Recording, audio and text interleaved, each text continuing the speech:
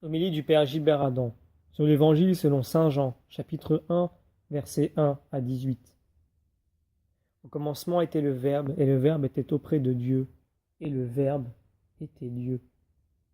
Il était au commencement auprès de Dieu. C'est par lui que tout est venu à l'existence, et rien de ce qui s'est fait ne s'est fait sans lui. En lui était la vie, et la vie était la lumière des hommes. La lumière brille dans les ténèbres, et les ténèbres ne l'ont pas arrêtée. Nous contemplons le Verbe qui n'est pas créé, qui existe de toute éternité, auprès de Dieu. Il est tourné vers Dieu. Il se reçoit de Dieu en même temps qu'il se donne à lui. Le Verbe est le maître d'œuvre de la création. Tout a été fait par lui, et rien ne subsiste en dehors de lui. Jésus est la lumière du monde, qui brille dans les ténèbres. Elles ne l'ont pas arrêté. C'est la force et la victoire du tout petit enfant de la crèche qui libère l'humanité. Dieu s'est fait homme pour que l'homme devienne Dieu par participation. Nous sommes dans la contemplation d'un si grand mystère. Dieu se révèle, il est amour. Il nous parle par ce Fils, héritier de toutes choses, reflet resplendissant de son être. Nous trouvons le bonheur à partir du tout petit enfant de Marie, qui transpire la joie et la paix de Dieu. Annonce sur toute la terre, le ciel est en fête. Nous continuons la lecture de l'Évangile. Le Verbe était la vraie lumière qui éclaire tout homme en venant dans le monde. Il était dans le monde et le monde était venu par lui à l'existence, mais le monde ne l'a pas reconnu. Il est venu chez lui et les siens ne l'ont pas reçu.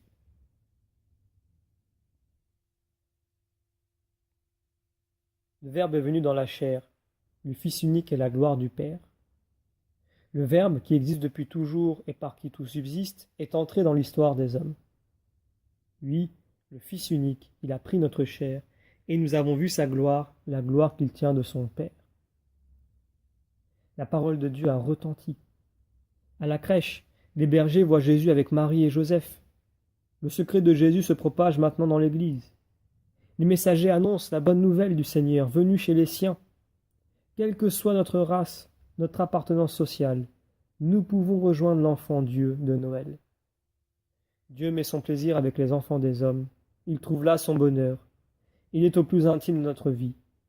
Nous le rejoignons pour vivre par lui, pour nous élever jusqu'à lui.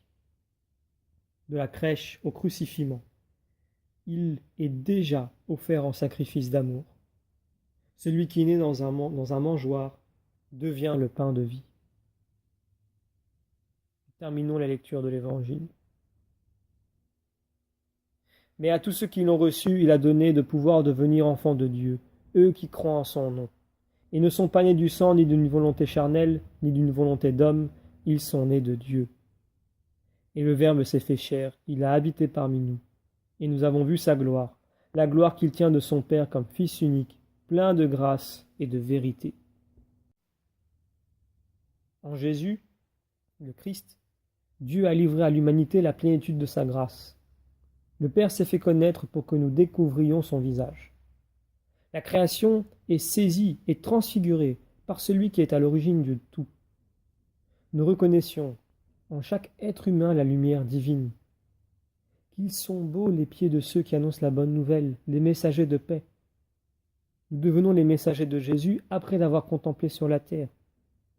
Dans ce prodigieux mystère, l'humanité et la divinité sont indissolublement unies. Nous parlons de Dieu avec le langage même de Dieu. À tous ceux qui l'ont reçu, il a donné le pouvoir de devenir enfants de Dieu.